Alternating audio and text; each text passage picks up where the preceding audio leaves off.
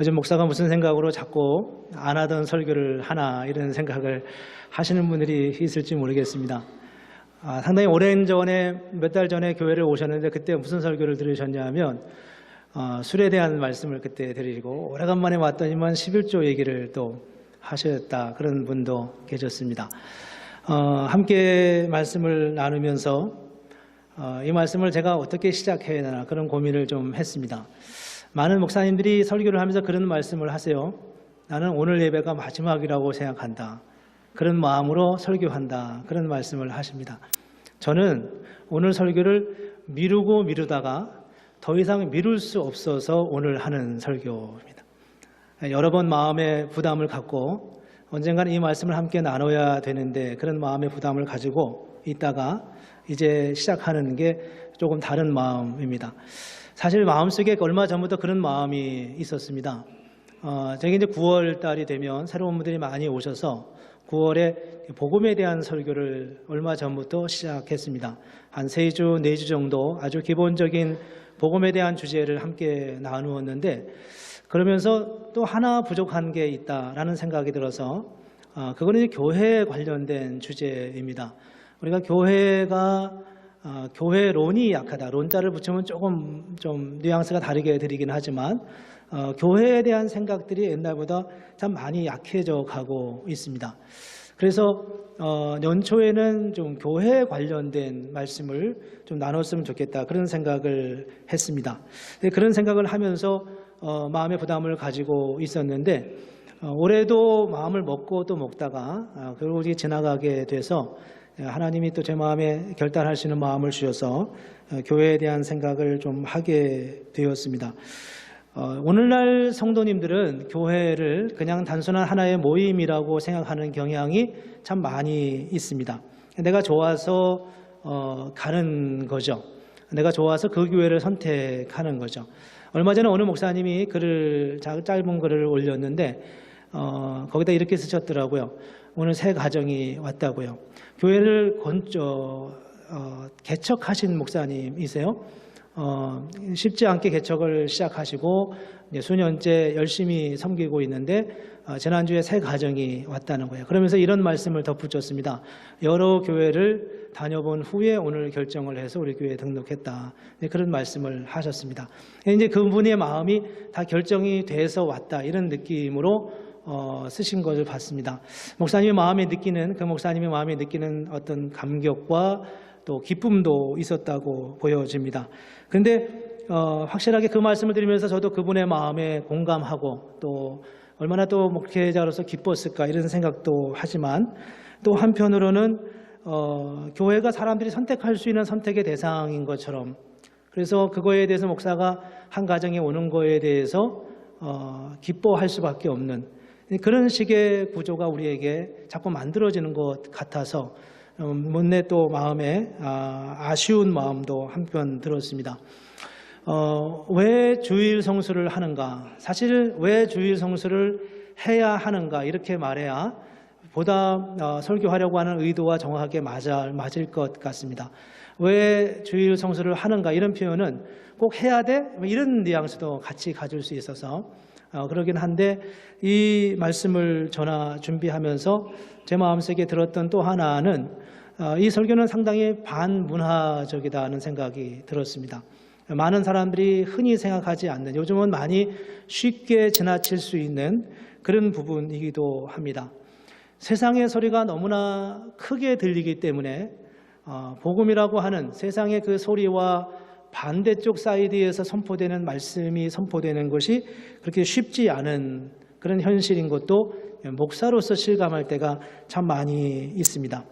오늘날 교회는 교회가 개혁되기 시작하면서 의도치 않게 개인 구원이 많이 강조되었고 개인 구원이 강조되는 것은 마땅하고 지극히 당연한 일이지만 그러면서 교회 공동체로서의 중요한 부분들을 자꾸 잃어버리고 있는 것이 또 사실입니다.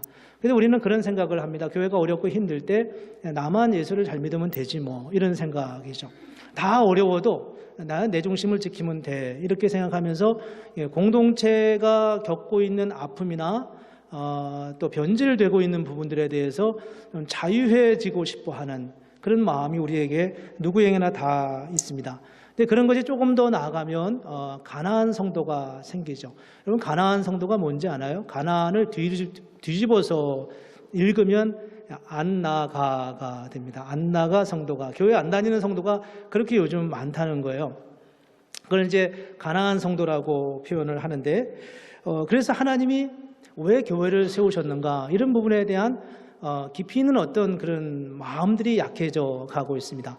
예수를 내가 믿고 고백하면 된다 이렇게 생각하고 그 믿음만 잃지 않으려고 몸부림을 치는데, 사실은 그런 과정 속에서 우리의 믿음을 다 잃어버리고 믿음의 어떤 역사와 능력을 잃어버리게 되는 그런 현실 교회의 안타까운 마음을 우리가 부정할 수가 없습니다.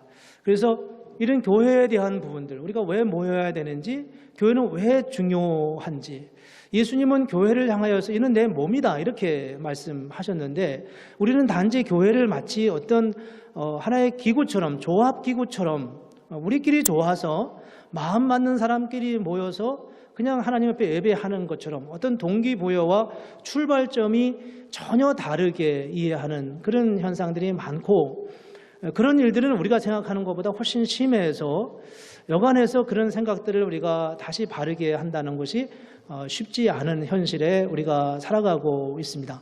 교회의 거룩함, 하나님의 교회를 위해서 교회를 세우신 하나님의 그 마음이, 그 중심이 무엇인지를 우리가 이해할 필요가 있습니다.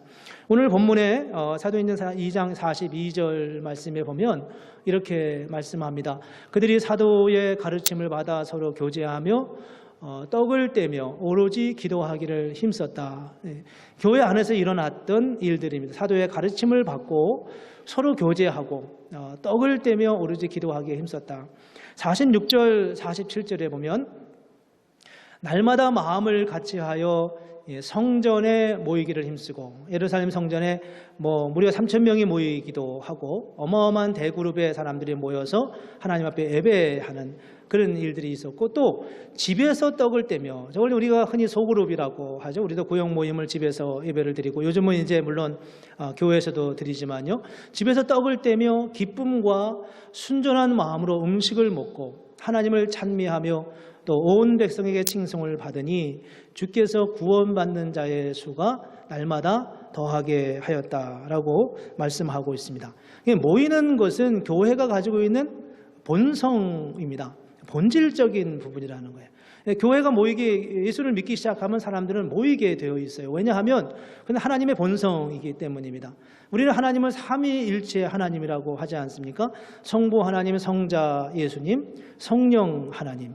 이 삼위의 하나님은 본질상 동일한 분이지만 현상적으로 보면, 나타난 모습으로만 보면 세 분은 너무나 다른 존재, 다른 형태를 가지고 계신 그런 분이십니다. 성부 하나님은 영으로 존재하십니다. 성자 예수님은 인간의 몸을 입고 이 땅에 오셔서 십자가를 지셨습니다. 우리가 보기에는 하나님이라고 말하기 어려울 만큼 그분은 엄청난 고난과 인간의 손에 의해서 죽임을 당하신 그런 분이셨습니다. 성령은 당신의 존재를 드러내지 않으시면서 우리 안에 내주하시면서 거하시는 분입니다. 삼위 하나님은 존재의 양식 자체가 세 분이 같아지기 어려운 그런 어떤 형태를 가지고 있습니다. 그럼에도 불구하고 그 삼위 하나님의 본질상 동일한 분으로서 그분들 안에 완전한 연합과 완전한 기쁨과 교제가 그 안에 있습니다. 그래서 그 하나님을 믿는 사람들은 자연스럽게 그분의 성품을 닮아가고 자연스럽게 모이기에 힘쓰고, 그 모이면서 하나님을 찬양하고 예배하는 것은 하나님을 믿는 사람에게 일어나는 너무나 당연한, 너무나 지극히 당연한 그런 일들이라는 거예요. 왜? 하나님을 믿기 때문에, 하나님의 성품을 우리가 닮아가고 있기 때문입니다. 제가 사역을 우리 교회 처음 시작하면서 마음에 그런 기도, 그런 소원을 가졌습니다. 하나님, 우리 교회가 월요일부터 토요일까지 불이 꺼지지 않는 교회가 됐으면 좋겠습니다. 무엇인가를 하든지 성경 공부도 하고 섬김도 하고 또 교제도 나누고 그랬으면 좋겠다는 마음의 소원을 가졌습니다. 근데 얼마 전부터는 우리 교회가 정말 불이 안 꺼져요. 단 하루도 사람들이 비어 있을 때가 없습니다. 물론 성경 공부나 제자 훈련이나 뭐 기도회 모임을 물론이거니와 개인적으로 수시로 교회를 드나들면서 기도하고 또 목사를 방문하는 이런 일들이 참 많이 있습니다. 어제 저녁에는 설교 준비를 하고 있는데 한 꼬마가 제 방문을 두드렸어요. 그래서 문을 열어주니까 뭘 가져오냐면 컵라면 하나를 가지고 저한테 온 거예요. 이게 이 아이가 우리말도 잘 못하고 어떻게 말을 해야 될지 몰라서 이걸 저한테 줬어. 그거 줬는 줄 알고 제가 고마워 이거 받았는데 그게 끝이 아닌 거예요. 내려오라는 거예요. 아빠가 날 부르냐? 그러니까 그렇다는 거예요. 저녁을 준비해가지고 이제 보내는가 보다, 오라는가 보다. 뭐 모임이 있다는 소식은 전혀 몰랐는데도요. 그래서 이제 따라갔는데 그 컵라면을 가지고 오라는 거예요, 저보고. 그래서 컵라면을 다시 가지고 갔더니만 내려가 보니까 컵라면들을 다 드시고 계시더라고요. 그래서 거기다 저도 물을 붓고 이렇게 했습니다. 그리고서 이제 이 아이가 가끔 제 방을 이제 와서 오면은 제가 초콜릿도 하나씩 주고 어린아이들이 오면 그렇게 했었는데 어제는 줄 게 없어서 아주 미안한 마음이 있었는데 생각해보니까 줄 게 하나가 있더라고요. 아직 뜯지 않은 초코파이 한 박스가 저희 방에 있었습니다. 그래서 그거를 주기 위해서 제가 이 아이를 오라고 했어요. 오라고 했더니만 내가 줄 거 있어요. 오니까 열심히 오더니 이 아이가 제가 초코파이를 뜯어서 하나를 주고서 이제 목사님 설교 준비해야 되니까 이제 나가서 놀아. 그리고 이제 했는데 이 아이가 안 나가고 제 앞에 계속 있는 거예요. 이걸 어떻게 하면 좋을까? 그러다가 그냥 앉아 있으라고 했습니다. 그리고 한동안 자기 혼자 열심히 게임기 만지면서 노는 것을 지켜봤어요. 마음에 얼마나 감사해요. 이 아이가 목사를 생각하고 목사하고 같이 놀고 싶었든지 아니면 컵라면을 주고 싶었든지 아니면 시간을 같이 나누고 싶었든지 어쨌든 세 가지 이유가 다 있었을 것 같아요. 그런 이유로 저를 불렀다는 게 제 마음이 얼마나 마음에 감격스러운지 몰라요. 이게 우리가 소통하는 거 아닙니까? 하나님을 믿는 사람에게 나타나는 일들이에요. 그 꼬마가 저하고 무슨 볼 일이 있었겠어요? 저하고 무슨 말 상대가 되었겠어요? 그렇지만 보고 싶었던 거예요. 함께 뭔가를 나누고 싶었던 거였어요. 그리고 뭔가 주고 싶었던 마음이 있었습니다. 그게 바로 교회가 갖고 있는 모습입니다. 어쩌면 어른들은 그런 마음을 잘 몰라요. 어른들은 잘 해줘야지 이런 어떤 마음을 가지고 어린아이한테 잘해 뭔가를 하나 줘야지 이런 의도를 가지고 하지만 어린아이에게서 나오는 그런 마음은 정말 교회가 뭔가라는 부분을 그냥 있는 그대로 드러내주는 그런 부분, 그런 모습이었음을 제가 느낄 수 있었습니다. 46절에 보면 이런 말씀이 있잖아요. 날마다 마음을 같이하여 성전에 모이기를 힘쓰고. 교회에 와서 예배를 드리지 않는 사람들이 가끔 있습니다. 하나님 앞에 나와서 예배 드리면서 그 마음을 같이하여 주님을 예배하고 주님을 찬양하는 것, 그것은 우리가 성도로서 가지고 있는 너무나 당연한 마음인 거예요. 여러분 예수를 처음 믿을 때 기억이 나시나요? 교회 가던 교회 가는 날짜를 기다리던 그 날이요. 언제 토요일이 오나? 언제 주일이 오나? 기다리면서 그때를 사모했던 그 마음을 지금도 가지고 있습니까? 그게 바로 주님이 우리에게 주신 마음이고 그게 바로 우리가 하나님의 형상을 닮았을 때 가지고 있는 성도의 모습이고 교회의 모습이라는 것입니다. 예배에 힘썼던 우리 믿음의 선배들의 모습을 기억합니까? 우리 나라의 기독교가 처음 들어왔을 때 그들이 얼마나 하나님 앞에 예배하기를 힘쓰고 성경을 보고 기도하고 예배드리는 일에 힘썼는지 모릅니다. 그 당시에는 한글을 읽지 못했던 어르신들이 참 많았어요. 어려서부터 한글을 제대로 못 배운 분들이죠. 근데 예수를 믿고 성경을 읽으면서 한글을 깨우친 분들이 우리 선배 선장님들의 얼마나 많은지 모릅니다. 대부분의 옛날 30년, 40년 전에 교회 권사님들은 대부분 다 국문을 깨우치지 못한 상태에서 후에 국문을 성경을 보면서 깨우친 분들이 거의 80% 이상은 됐었던 것 같아요. 그만큼 말씀에 대한 사모와 하나님의 은혜에 대한 간절함, 그들이 주일마다 나가서 예배하고 또 주중에 주님 앞에 나가서 기도하는 그들의 삶이 얼마나 역동적이고 그들의 삶을 목적 있게 했고 아름답게 만들어 갔는지 모릅니다. 그게 바로 하나님이 우리에게 주신 하나님의 은혜였습니다. 그렇지만 오늘날은 사회 구조가 많이 변화되면서 여러 가지 이유들 때문에 주의를 지키는 일이 점점 더 힘들어지고 어려워지고 있습니다.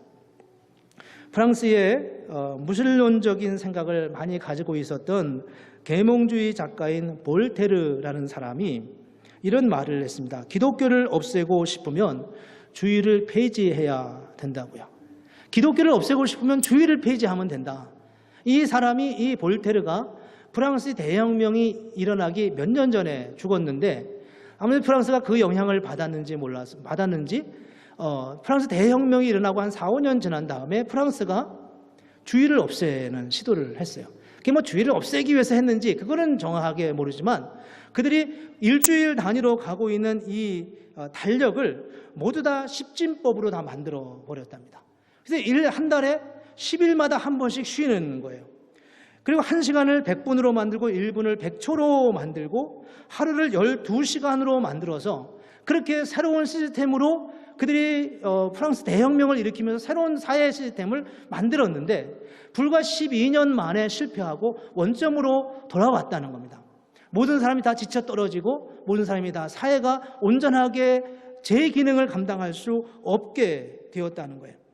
일주일 단위로 된 태양력을 사용하는 우리는 이것이 기독교인들의 믿음의 고백에서부터 출발하는 것을 우리는 알고 있습니다.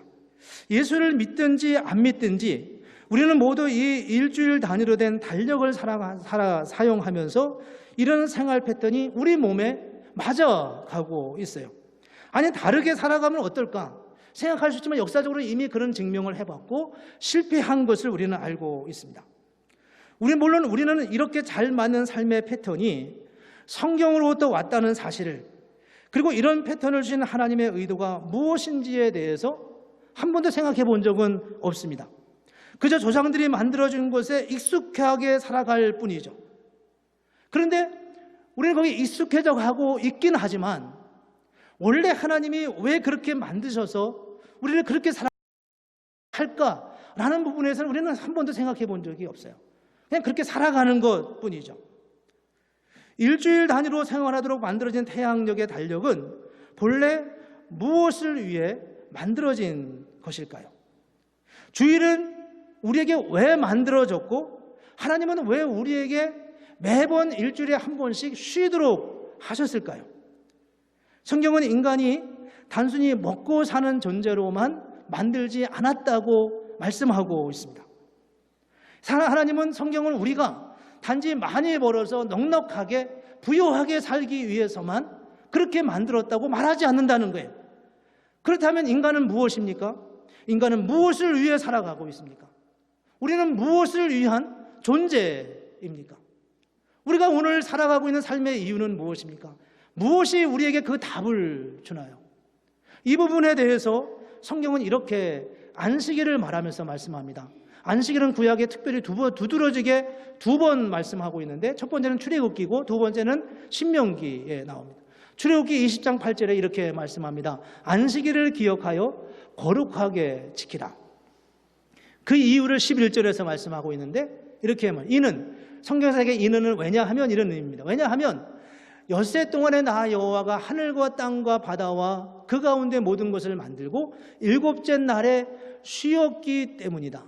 그러므로 나 여호와가 안식일을 복되게 부욕케 하여서 그 날을 거룩하게 하였다라고 말씀하고 있습니다. 하나님께서 인간을 왜 안식일을 만드셨나요? 그것은 안식일에 쉬면서 하나님의 창조를 기억하게 하는 것입니다. 이는 엿새 동안에 나 여호와가 하늘과 땅과 바다와 그 가운데 모든 것을 만들었고 일곱째 날에 쉬었습니다. 이 세상이 어떻게 생긴 건지 아니? 이 땅이 어떻게 생긴 건지 아니? 너가 어떻게 존재하는 건지 아니? 인간이 살아가면서 언제 이런 생각을 하며 살아갈 수 있습니까? 인간이 언제 나의 존재에 대해 질문을 하고 그 존재에 대해 질문한 질문에 답을 얻어 보십니까? 철학자들이 이 질문에 대해 답을 하나요? 과학자들이 이 질문에 대해 답을 하나요? 하나님은 이스라엘 민족들에게 말씀하시면서 일주일에 한 번씩 쉬면서 내가 누구인지, 내가 세상을 어떻게 창조했는지, 그리고 마지막 날 쉬었다고 하는 말씀을 하시면서 우리가 존재하는 삶의 이유에 대해서 묵상하고 깊이 하나님 앞에 나아오도록 말씀하고 있습니다. 안식일은 인간이 하나님과 소통하는 매우 중요한 날입니다. 예배를 통해, 묵상을 통해 자신의 근원을 돌아보는 것입니다. 그리고 그 안으로 돌아갈 때, 그 원점, 우리가 존재하는 그 존재의 출발점으로 돌아갈 때 비로소 우리의 삶의 목적을 찾아갈 수 있고 발견할 수 있다고 말하는 것이 바로 안식일이 존재하는 첫 번째 이유였다는 겁니다. 근데 이게 조금 시대가 지나가면 신명기가 되면 40년 후에 모세가 다시 이 십계명을 말하면서 두 번째는 이렇게 말씀합니다. 신명기 5장 12절에 보면 이렇게 십계명에서 안식일에 대한 계명을 말합니다. 내 하나님 여호와가 내게 명령한 대로 안식일을 지켜 거룩하게 하라. 그리고 15절에 보면 15절에 보면 이렇게 다시 설명합니다. 너는 기억하라. 내가 애굽 땅에서 종이 되었더니 내 하나님 여호와가 강한 손과 편팔로 거기서 너를 인도하여 내었나니. 왜 안식일을 지켜야 하냐? 그 안식일에 이걸 기억해야 된다는 겁니다. 내가 애굽 땅에서 종이 되었었는데 내 하나님 여호와가 강한 손과 편팔로 거기서 너를 인도하여 내었다. 그렇기 때문에 내 하나님 여호와가 내게 명령하여 안식일을 지키라 하였느니라. 이스라엘 민족이 애굽에서 나와서 하나님의 구원의 역사를 경험하게 된 그 출애굽의 역사를 돌아보게 하는 것입니다. 출애굽기에 나오는 첫 번째 안식일 계명은 창조를 통해서 창조의 근원을 묵상하게 한 겁니다. 상상할 수 없는 역사 이전의 사건, 인간의 경험이나 지식이나 기억으로 추상할 수 없는, 추억할 수 없는 그 인간의 원점을 돌아보면서 우리가 왜 존재하는지를 묵상하게 하셨다면, 두 번째 안식일의 이유는 너희가 역사 속에서 애굽이라고 하는, 이집트라고 하는 곳에서 어떻게 출발하고 어떻게 구원받아서 하나님의 백성으로 오늘 이렇게 예배하게 되었는지를 돌아보게 하는 겁니다. 하나는 인간의 상상이나 상각으로 넘어설 수 없는 그 원점을 돌아보게 하시고, 또 하나는 우리가 살아가고 있는 삶의 자리, 이 역사 속에서 우리가 어떻게 하나님의 은혜를 누리고 있는지를 돌아보기 위해서 안식일을 만들었다고 말씀하고 있습니다. 창세기 1장 26절 이하에 보면 하나님이 인간을 만드시면서 세 가지 중요한 사실을 말씀하고 있습니다. 첫째는 인간을 하나님의 형상으로 만들었다는 겁니다. 두 번째는 하나님의 우리에게 세상을 다스리게 하셨다는 겁니다. 세 번째는 그렇게 다스린 그 세상이 보시기에 선하였더라, 좋았더라, 제 기능을 다하게 만들었다. 그 세 가지를 말씀하고 있습니다. 우리의 지혜로서 이런 생각이, 이런 아이디어가 나올 수 있겠습니까? 주일은 우리에게 그렇게 하나님이 우리를 부르시는 부름의 원래를 돌아보며 그것을 묵상하며 그것을 깨달아가도록 우리를 부르시고 인도하시는 하나님의 의도가 이 안에 담겨져 있다는 거예요. 그리고 신약시대에 오면은 이 안식일이 주일로 바뀌게 되죠. 예수님께서 십자가에 달리시고 부활하심으로 우리를 구원하시는 하나님의 역사가 그 안에 있습니다. 그래서 우리를 죄와 사망으로 인하여 영원한 죽음에서 완전한 인간 구원을 이루셔서 원래 하나님이 인간을 만드셨던 그 삶의 자리로 우리를 돌아가게 하시는 하나님의 구원의 역사를 만들어 가시고 추억하게 하시고 묵상하게 하시고 그곳에서 하나님의 은혜를 누리게 하시는 하나님의 의도가 이 안에 담겨져 있다는 겁니다. 그래서 우리가 주일날 주님 앞에 예배하면서 하나님을 알아가는 거예요. 하나님을 깨달아가는 거죠. 우리는 적어도 최소한 일주일에 한 번씩 그렇게 하나님의 창조의 이유와 목적, 우리를 어떻게 구원하셨는지, 우리를 어디로 돌아가게 하실지 이 부분에서 묵상하지 않으면 살아갈 수 없는, 삶의 표대를 잃어버릴 수밖에 없는 그런 존재가 될 수밖에 없다는 겁니다. 프랑스 대혁명을 통해서 그들이 7일 단위로 돌아가는 우리의 삶의 패턴을 십진법으로 만들었을 때 불과 12년을 견디고 다시 원래로 돌아갈 수밖에 없었던 것은 그것이 실질적으로 우리에게 무엇을 주는지를, 무엇을 의미하는지를 알게 된다는 겁니다. 여러분 중에 그렇게 생각하는 분들 있을지 몰라요. 나는 주일날 맨날 안 나와도 사는데 아무런 문제가 없다고요. 정말 그러냐고요? 정말 우리는 그렇게 살아도 아무런 문제가 없겠습니까? 여러분의 삶의 목적은 무엇이고 우리가 지금 힘써 달려가고 있는 삶의 표대는 무엇입니까? 제가 얼마 전에 어떤 분의 그 글을 한번 보았습니다. 여러분 잘 아시는 분이 스페이스X를 창업하고 그리고 또 테슬라 자동차를 만들었던 일론 머스크라는 사람입니다. 그 사람이 이런 말을 하더라고요. 나는 테슬라도 스페이스X도 성공할 거라고 생각하지 않았다. 그랬어요. 저는 이런 말을 들으면 굉장히 말이 고상하잖아요. 그렇죠? 그래서 저렇게 성공한 사람들은 다 저렇게 나중에 고상하게 말을 하더라. 좀 기분이 별로 안 좋더라고요. 뭐야 도대체 성공해서. 그렇게 나는 뭐 성공을 위해서 살지 않았어. 이렇게 말하는 게 썩 마음에 그게 썩 들지는 않았어요. 그런데 그 다음에 얼마 있다가 이런 말을 다시 이어가더라고요. 이렇게 말했습니다. 나는 실패하겠지만 내가 실패한 것을 누군가는 이어서 다시 연구하고 결국 그 일을 해낼 것이라고 믿었다라고 말했습니다. 이 말이 첫 번째 말을 저로 하여금 신뢰하게 했습니다. 그냥 성공했으니까 나는 성공을 위해 산 사람이 아니야 이렇게 말하는 줄 알았는데 그가 그 두 번째 말 나는 실패하겠지만 내가 실패한 것을 누군가는 이어서 다시 연구하고 결국 그 일을 해낼 것이라고 나는 믿었다. 이 사람이 생각했던 것은 어쨌든 이 일은 인류가 이루어 가야 하고 가야 할 방향이라고 생각했다는 거예요. 그분이 크리스찬인지 어떤 생각에서 그렇게 했는지는 모르지만 이분에게는 어떤 비즈니스적인 성공 여부를 떠나서 자기가 정말 인류를 위해서 하고 싶은 어떤 목적을 가지고 있었다는 거죠. 그 목적 아래, 목적 밑에서 어떤 일의 일시적 실패나 자기 인생의 실패는 굳이 중요하지 않다고 하는 거예요. 얼마 후에 그가 다시 이런 얘기를 했습니다. 나는 그래서 이 일을 중단하지 않을 것이라고요. 이게 예수를 믿는 우리의 믿음을 잘 설명해 주는 것 같았습니다. 얼마 전에 그 후에 그분에 대한 뉴스를 보면서 그분이 제가 지금 정확하게는 생각이 안 나는데 마약류의 어떤 담배를 피웠던 것 같아요. 제 기억에는 정확하지 않습니다. 어떤 주에서는 뭐 마리화나가 그런가요? 인정하고 어떤 데는 인정하지 않는 뭐 그런 요즘 미국의 이슈가 되는 부분들이 있잖아요. 그걸 보면서 그분이 이렇게 제가 볼 때 흔들린 듯한 느낌을 가졌어요. 그래서 제가 그걸 보면서 무슨 생각이 들었냐 하면 이건 제가 개인적으로 느끼는 겁니다. 그분을 외적으로 제가 인정하거나 두둔하거나 아니면 비판하거나 이런 관점이 아니라 한 사람이 그런 일을 이루어 가기까지 그가 겪고 있는 스트레스와 압박이 얼마나 컸을까 하는 거예요. 그래서 나는 물론 성공하기 위해서 하는 건 아니다라고 말하지만 일이 안 될 때마다 우주선이 로켓가 올라가다가 중간에 폭발되고 넘어질 때마다 실패할 때마다 그의 마음이 얼마나 힘들고 어려웠겠습니까?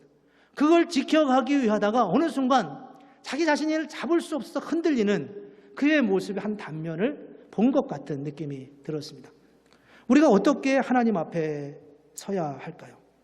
하나님은 오늘 우리에게 어떻게 말씀하시고 왜 주일을 거룩하게 지키며 그 날을 온전하게 하나님 앞에 드리라고 말씀하셨을까요? 그것은 바로 우리가 그렇게 예배하며 하나님 앞에서 우리에게 주신 삶의 목적과 방향을 끊임없이 최소한 일주일에 한 번은 주님 앞에 나와서 내가 왜 존재하는지, 내가 어디를 향해 가고 있는지, 나는 왜 지금 여기에 살아가고 있는지를 하나님 앞에서 돌아보지 않으면 우리의 삶은 마치 그가 흔들린 것처럼 우리도 그렇게 흔들릴 수밖에 없음을 말해주고 있습니다. 신약시대에 주일을 지킨다고 하는 말씀이 여러 부분에 나와 있습니다. 우리가 여러분 이렇게 운동하는 다른 사람에게 운동을 권면할 때 운동하세요, 운동해야 좋아요 이렇게 말하면 우리는 그 말을 다 자기를 위한, 나를 위해서 주시는 권면이라고 생각합니다. 근데 우리는 성경에서 안식일을 지켜라, 주일을 성수하라 라고 말하면 마치 그것이 하나님을 위해서 하는 것처럼 그렇게 생각할 때가 참 많이 있습니다.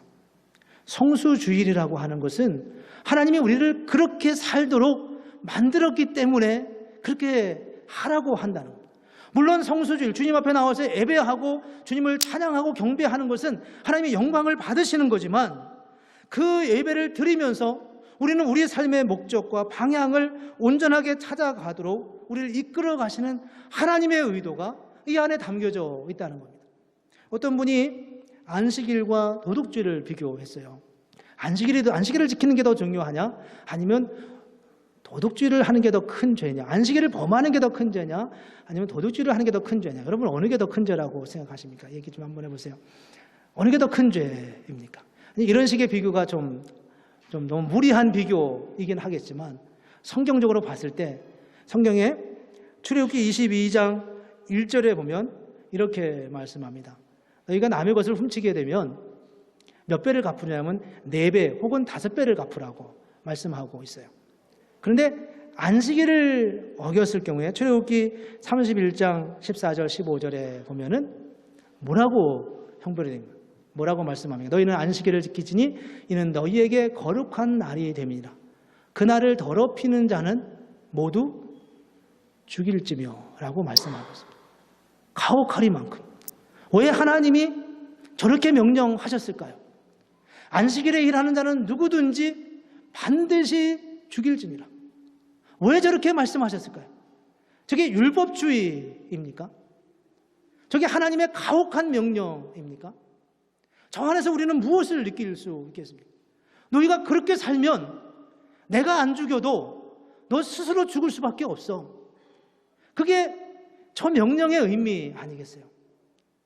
그렇게 살면 주일에 주님 앞에 나서 예배하며 하나님 앞에서 우리의 생각으로는, 우리의 상상으로는 상상할 수 없는 우리 존재의 이유와 우리가 왜 구원을 받았고 무엇을 위해 살아가는지, 우리의 삶의 목적이 무엇인지, 우리가 어디를 향해 가고 있는지 그것을 묵상하고 말씀을 듣고 돌아보지 않으면 내가 안 죽여도 죽는 인생이 될 수밖에 없어. 그게 바로 이 말씀의 의미가 아니겠습니까? 왜 사는지 모르면서 살다가 세월이 지나고 나이가 드는 다음에 내가 정말 왜 살았는지 모른다고, 내가 무엇을 위해 살았는지 모른다고 이렇게 말할 수밖에 없는 그런 사람들이 우리 안에 얼마나 많이 있는, 그나마 그렇게 말씀하고 자기 인생을 마무리하는 분들은 그래도 의미 있는 분들일 것 같아요. 아무 생각 없이 살았다는 우리의 삶의 모습을 어떻게 돌아봐야 하겠습니까? 많은 믿음의 사람들은 안식일 혹은 오늘에 와서 주일을 지키기 위해서 얼마나 많이 애썼는지 모릅니다. 미국의 대통령 제임스 가필드라는 분은 어느 날 중요한 회의가 있는데 그 중요한 회의에 오라 가야 된다고 하는 비서들의 말을 뿌리치고 나는 선약이 있어서 갈 수 없습니다. 비서들이 깜짝 놀라서 무슨 선약이냐고 말했을 때 나는 전능하신 하나님께 그분의 집, 그분의 식탁에서 10시 30분에 만날 선약이 있기 때문에 가야 한다고 말했다. 오늘 여러분 약속하고 오는 것인가요? 하나님과 선약이 있었기 때문에, 어길 수 없는 언약이기 때문에, 어길 수 없는 약속이기 때문에 오늘 이 자리에 왔습니까? 아니면 내가 그냥 가면 그분은 늘 그곳에 있기 때문에 온 것입니까? 에릭 리델이라고 하는 아주 오래전 사람이 1945년에 죽었으니까요. 올림픽 달리기 경기의 선수였는데 주일에 열리는 올림픽을 참여하지 않아서 많은 사람들의 비난을 받았다고 합니다. 이런 뒤에 있는 이야기는 그렇게 해서 어떨런지 모르지만, 그런데 놀랍게도 그가 훈련하지 않은 경기에 참여해서 오히려 금메달을 달았다고 하는 그런 이야기가 있습니다. 오늘 우리는 주일을 어떻게 지키고 있습니까? 주일은 우리에게 무엇을 의미합니까? 주일은 우리에게 어떤 고전적인 30년, 40년 전 보수적인 시대에 살았던 사람들이 그냥 단순하게 특별한 의미 없이 살았을 때 그렇게 고집하던 그런 일인가요?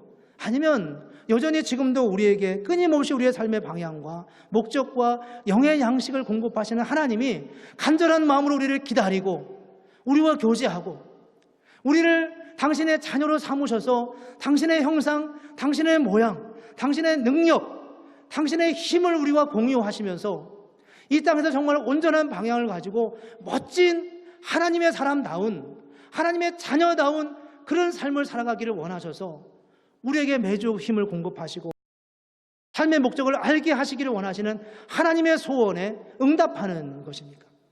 어떤 삶을 우리가 살아가고 있습니까?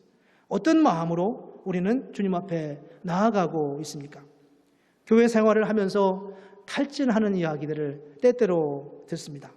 우리가 주님 앞에 어떻게 살아야 하겠습니까? 주님이 우리에게 주시는 영적인 공급을 우리가 누리지 못하면 우리는 하나님 앞에 온전한 능력 있는 삶을 살아갈 수 없습니다. 어느 교단에서 설문조사를 했습니다. 주일에 주일 성수에 대해서 했습니다. 주일에 결석하지 않는다가 29.1%였다고 합니다. 출석하지 못하는 이유는 영적 침체와 경조사와 학업 및 경제활동과 가족과의 함께함, 여가 및 취미생활이라고 답했다고 합니다. 유대인들이 어렵고 힘든 삶의 자리에 오랜 기간 동안 2000년이 넘도록 방황하는 그런 민족이었지만 많은 연구가들에 의하면 그들이 그럼에도 불구하고 민족의 정체성을 잃지 않았던 중요한 요인은 그들이 안식일을 지켰기 때문이라고 말씀하고 있습니다. 물론 우리는 안식일을 지키는 게 아니라 주일을 지킵니다. 그 주일을 통해서 하나님을 만나고 하나님을 경험하고 하나님이 공급하시는 그 놀라운 은혜와 능력을 경험하는 그 삶이 우리 가운데 실질적으로 일어나야 하지 않겠습니까? 그런 은혜를 소망해야 되지 않겠습니까? 우리의 삶을 다시 돌아보면서 이 가이드라인으로 하나님이 주신 우리의 삶의 방법을, 자세를, 길을 다시 한번 돌아보면서 내가 가능하면, 아니 절대적으로 갈 수 있으면 주님 앞에 주일을 거르지 않고 하나님 앞에 예배하면서 하나님이 저와 여러분에게 주시는 그 놀라운 은혜의 자리로 힘써 달려가겠다고 하는 그런 결심이, 그런 결단이 한 번쯤 우리에게 필요하지 않겠습니까? 하나님이 주시는 은혜, 하나님은 우리에게 은혜를 쏟아붓기를 원하지만 우리가 그 은혜를 받기 위해서 우리의 삶의 모습을 돌아보고 다시 한번 우리가 온전한 예배자로 주 앞에 서기를 힘쓰는 그런 하나님의 사람들이 되었으면 좋겠습니다. 이 시간 우리 같이 하나님 앞에 함께 기도하겠습니다.